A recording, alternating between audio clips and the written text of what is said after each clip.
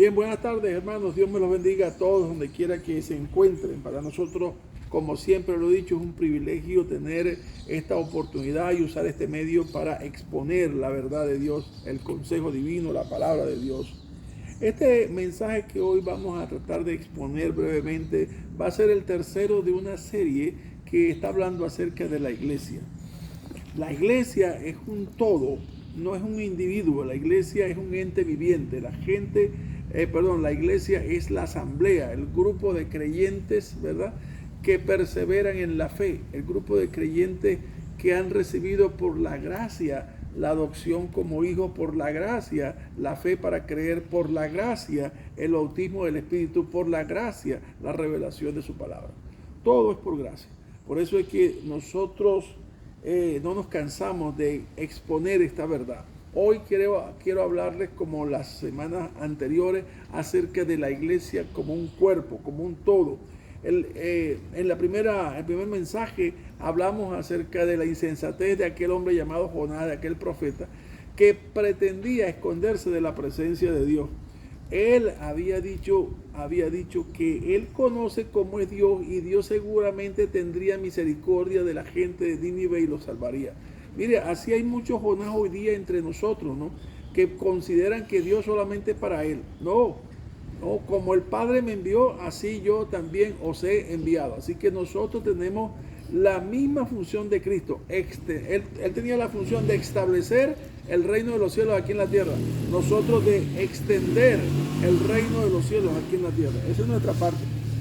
El segundo mensaje habló acerca de el efecto que produce el pecado de un individuo en una comunidad. Aquel caso fue cuando se iba a tomar la tribu de Jai y había un pecado previo que se había cometido en Jericó. Esto trajo como consecuencia que el pueblo fue derrotado cuando pensaban que era fácil conquistar a Jai. Ahora salieron con las tablas en la cabeza. ¿Por qué? Porque Dios dijo, hay prevaricación, hay pecado en medio del pueblo. Hermano, créalo o no, así sucede hoy día. Cuando hay pecado en medio del pueblo, la bendición de Dios se retiene, porque hay que sacar el pecado en medio del pueblo. Así que a veces yo me pregunto, ¿por qué el evangelio no avanza con pasos agigantados? Si tiene la verdad de Dios, si tiene el Espíritu de Dios, ¿qué le detiene? Así dice Dios, lo que detiene que yo bendiga a este pueblo es su propio pecado. Porque vuestros pecados han hecho separación entre vosotros y vuestro Dios para no oíros. Así es lo que pasa, como dice Jeremías 59:2. Y hoy vamos a hablar de la unidad de la iglesia. ¿En qué consiste la unidad de la iglesia? No consiste en estar juntos el domingo, o juntos en el día de oración, o juntos en la casa. No consiste en eso. Eso no habla de la unidad. La unidad habla cuando hay una misma doctrina y cuando hay un mismo propósito como iglesia. Es fundamental. ¿Por qué?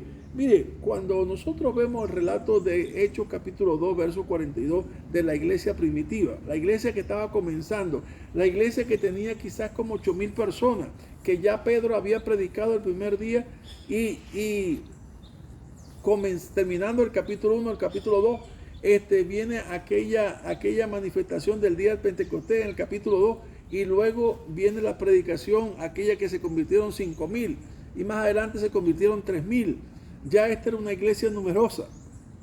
Mas, sin embargo, dice en el verso 42 que ellos perseveraban en la doctrina de los apóstoles. Y me llama mucho la atención esto, porque es la doctrina en singular de los apóstoles plural. O sea, habían 12 apóstoles, porque ya Judas había sido sustituido por Matías, y ahora los 12 estaban de acuerdo en enseñar una sola cosa: a Cristo como Señor y Salvador. No tenían otro asunto que enseñar. Aun cuando todos los gnósticos, los judaizantes, los romanos venían contra la iglesia ferozmente para destruirla, ellos perseveraban en la doctrina de los apóstoles, en la oración y teniendo favor con el pueblo. Esto es lo que nosotros vemos acá. Nosotros como iglesia tenemos que tener una sola doctrina.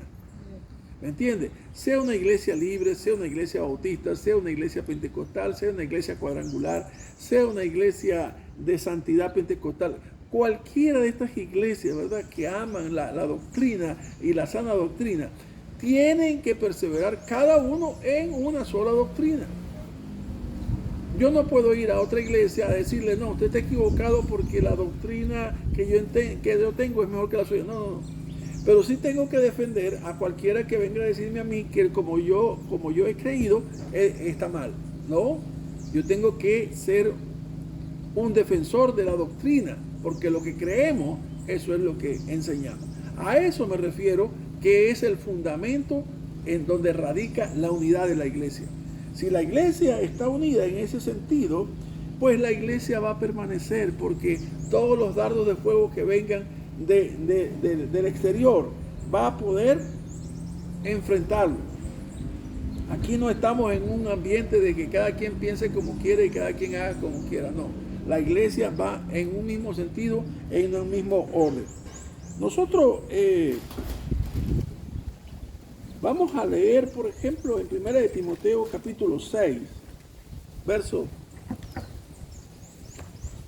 del 3 al 5.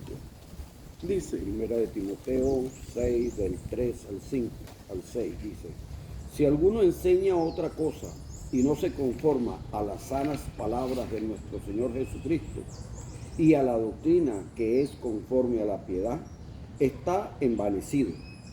Nada sabe y delira acerca de cuestiones y contiendas de palabras, de las cuales nacen envidias, pleitos, blasfemias, malas sospechas, disputas necias de hombres corruptos de entendimiento y privados de la verdad, que toman la piedad como fuente de ganancia. Apártate de los tales. Así le digo la carta, esta carta pastoral le dice el mentor de Timoteo. Pablo le dice a su discípulo Timoteo, que está ejerciendo el pastorado. Dice, si alguno viene con una prédica diferente, dice, que no sea conforme a la santa enseñanza de nuestro Señor Jesucristo, apártate de los tales. ¿Por qué? Porque eso causa división, eso causa contienda, eso causa pleito entre vosotros. Y muchos, esto pasó hace 2000 años, pero muchos hoy día manipulan el miedo que tienen otros. Uno, la ignorancia que tiene otros toma ventaja de la ignorancia de otros para meter doctrinas de hombre. Más adelante, él, cuando habla a los Gálatas, les llama la atención y les dice: estoy maravillado de que tan pronto os hayáis alejado del que os llamó por su gracia, por la gracia de Cristo, para seguir otro evangelio. La iglesia, si no se pone seria, firme, monolítica en su doctrina, va a venir gente que va a fragmentar la iglesia, y obviamente el enemigo va a causar división. En otra parte también dice, cuando escribió a los Efesios capítulo 4, dice él: hasta que todos lleguemos a la unidad de la doctrina. La fe, en este caso, es la doctrina de la iglesia, y del conocimiento del Hijo de Dios, a un varón perfecto, a la medida de la estatura de la plenitud de Cristo, para que ya no seamos niños fluctuantes, llevados por doquiera de todo viento de doctrina, por estratagemas de hombres que para engañar emplean con astucia las artimañas del error. ¿Sabe? Eso es lo que está pasando hoy día.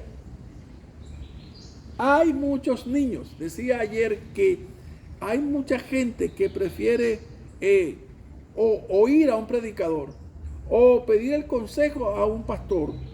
Pero ¿no es mejor buscar la palabra de Dios y pedir el consejo de Dios? Dios va a hablar directamente. El hombre no puede ser una variable dependiente de otro hombre. El hombre tiene que ser una variable dependiente de la fuente, que es Dios.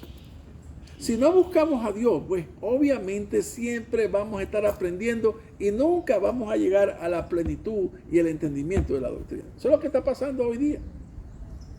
Y esa es una estrategia del diablo. ¿Por qué? Porque la mayoría de la gente en las iglesias lo que tiene es como una agüita de leche, algo que les satisface los domingos o algún espectáculo que pasa el domingo y eso les entretiene, pero no entran a la profundidad del conocimiento de Dios. Y son víctimas. Dice la palabra que mi pueblo fue llevado cautivo porque le faltó conocimiento de mí. No buscaron a Dios para conocerle. Otro pasaje está en 1 de Timoteo 3:16. E indiscutiblemente grande es el misterio de la piedad. Dios fue manifestado en carne, justificado en el Espíritu, visto de los ángeles, predicado a los gentiles, creído en el mundo, recibido arriba en gloria. No hay, óigame bien lo que está diciendo Pablo. Dios fue manifestado en carne. Cualquier versión bíblica que no diga Dios fue manifestado en carne, sino que diga Él fue manifestado en carne, rechácela. Rechácela, porque una de las cosas que está procurando el enemigo, que siempre lo ha hecho, es descalificar a Cristo como Dios. Quieren hacerlo ver como criatura, como alguien que fue formado por Dios desde antes de la fundación del mundo. Y ahí está radicalmente opuesto a nuestra doctrina. Él coexiste con Dios desde la eternidad. Ahí hay una gran diferencia. Por eso es que nosotros tenemos que estar siempre, mire, como apologetas, ¿me entiendes? Como defensores de la fe, para que nadie venga a la iglesia a enseñar una doctrina diferente. Vamos a buscar el último pasaje que está en segunda de Tesalonicenses 2, 1 y 2. Pero con respecto a la venida de nuestro Señor Jesucristo y nuestra reunión con Él, os rogamos, hermanos, que no os dejéis mover fácilmente de vuestro modo de pensar, ni os conturbéis, ni con espíritu, ni por palabra, ni por carta, como si fuera nuestra, en el sentido de que el día del Señor está cerca. ¿Sabe? El enemigo es un astuto. Nadie le gana al enemigo en cuanto a artimañas del error. En cuanto a la mentira, él es el mejor. Ahí no hay nadie que se pare al lado de él. Porque dice Jesús, él es mentiroso desde el principio y padre de mentira. Así que vendrán cosas como espectáculos, como imágenes en el cielo que ya se están viendo, ángeles que revolotean entre las nubes. Dice, no os conturbéis, ni os dejéis engañar, como dice allá en Mateo 24. Habrá guerra, rumores de guerra. Usted tiene que estar firme, sabiendo, como dijo el apóstol, yo sé en quién he creído y que es poderoso para guardar mi depósito hasta aquel día. Yo sé en quién he creído. Ese yo sé en quién he creído no viene como consecuencia de venir al culto el domingo. Ese yo sé en quién he creído es cuando usted se mete en la palabra y busca de Dios y hurga en la palabra, y ahí entonces donde Dios le responde y le alimenta con la leche espiritual no adulterada. Amén. Eso es lo que necesitamos en estos tiempos. Y el último pasaje que quiero compartir es en 1 de Timoteo 4:1. Pero el Espíritu dice claramente que en los postreros tiempos algunos apostatarán de la fe, escuchando a espíritus engañadores y a doctrinas de demonios. Esa es la parte triste de este mensaje. Desgraciadamente eso va a acontecer, ya está aconteciendo. Muchos apostatarán de la fe. Juan dijo algo muy cierto. Dice, salieron de nosotros porque no eran de nosotros. Porque si hubiesen sido de nosotros, hubiesen permanecido con nosotros. Ahí está claro. Por eso dice el mensaje a las iglesias, allá en Apocalipsis 1 y 2, dice, y el 3, dice, el que persevere hasta el fin, ese es salvo. ¿Me entiendes? Entonces, una doctrina que nosotros enseñamos es que el que es verdaderamente va a permanecer hasta el fin.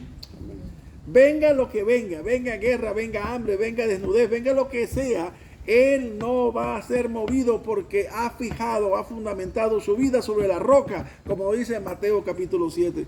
Él fundamentó su vida. Vendrán vientos, vendrán lluvias y el río dará con ímpetu contra aquella casa, pero no caerá porque está fundamentado en la palabra. No en un culto dominical, no en el consejo de un predicador televisivo, sino en su relación íntima con Dios.